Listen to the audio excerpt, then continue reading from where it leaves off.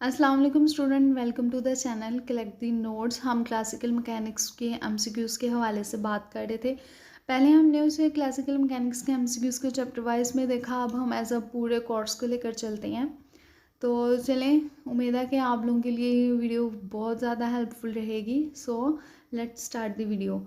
First MCQs है हमारे पास, a particle of the mass M moving in a potential हमें दिया हुआ है। हमने इसका minimum potential energy of the particle की मिनिमम पोटेंशियल एनर्जी हमने बतानी है, जो कि है omega not under root A. Question number 1 को लेकर चलते हुए, what is the frequency of the oscillation about the stable point पर ऑसिलेशन फ्रीक्वेंसी हमारे पास क्या होगी? ऑसिलेशन फ्रीक्वेंसी हमारे पास होगी 2 ओमेगा नॉट। देन है particle of the mass M 2/3 kg is subjected to a potential. उन्होंने हमें दिया हुआ है which of the following V of the versus X plotted is correctly. कौन सा प्लॉट करेक्टली प्लॉट किया, ग्राफ करेक्टली प्लॉट किया गया है? हमारे पास जो इसका करेक्टली हमारे पास ग्राफ प्लॉट किया गया है वो हमारे पास है सी, पैराबोलिकली। नेक्स्ट है, in a previous question of the particle is released at the x is equal to 4/3, what is the velocity when it reaches at x is equal to 3/2? 4/3 पर वो release कर दिया जाता है। जब वो 3/2 पर पहुंचेगा तो तब उसकी वेलोसिटी क्या होगी? देन उसकी वेलोसिटी 4/3 होगी। उसी स्पीड से वो छोड़ा गया ना। क्वेश्चन नंबर 3 है जिसमें हमने बताना था ग्राफ के बारे में। उस ग्राफ में what is the maximum energy of the potential energy हमारे पास क्या होगी? उसके लिए हमारे पास पोटेंशियल एनर्जी मैक्सिमम 1 होगी। Particle of the mass m is equal to 4 moves along the X axis under the influence of the potential. Potential उन्होंने हमें दिया हुआ है, if the particle oscillate with a small amplitude around the minimum potential what is the period of the oscillation? Oscillation का हमारे पास जो period होगा वो कितना होगा? वो हमारे पास होगा 8 अप्रॉक्सीमेटली 8.37 हमारे पास इसका पीरियड होगा। Force acting on a particle along X axis हमें दिया हुआ है। If a particle is released from the point X is equal to minus under root a/3b is till move toward which of the following points? जो हमारे पास points पे move करेगा वो 0 होगा। 8 वाला है, a particle of the mass m is moving on a one dimension so that is potential energy हमें दी हुई है। When a particle is at the unstable equilibrium position it slightly displaced, what is its speed when it reaches at the stable equilibrium position?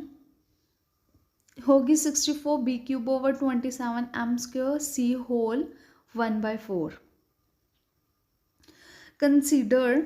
Consider a motion of the classical particle in one dimension double well potential हमें दिया हुआ है।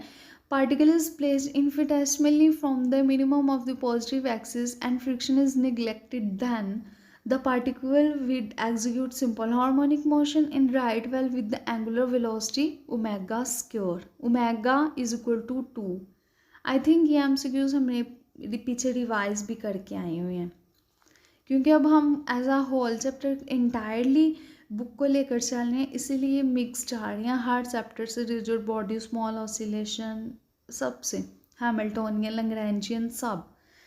10 है, at total energy E of the particle of mass M executing small oscillation about the region along the X direction is given. Energy दी हुई है हमें जहाँ पर पॉजिटिव है। The time period of the oscillation is t is equal to 2πm/l² over v0 का whole का square. ये भी MCQs अभी हम करके आए, ये भी सेम एज इट इज़, ये मुझे याद है कि ये वही है पुराने वाला। A particle of m is moving under one dimensional potential due to the force acting on a particle. Its kinetic energy changes as the particle move from the point to the other. What will be the maximum change in kinetic energy of the particle in case? जो हमारे पास change होगा वो आएगा 16 b³/3a whole square. A particle of mass 2 kg is released at 0 meter. The particle is acted upon a force whose potential is expressed दिया हुआ है. The force on a particle point where it will again come to the rest for the first time is plus 4 Newton. 13(1) है a particle is placed in a region with the potential दिया हुआ है where k lambda greater than 0 से है, then x is equal to 0 होगा in the point stable equilibrium position में and x is equal to k by lambda होगा unstable equilibrium position में.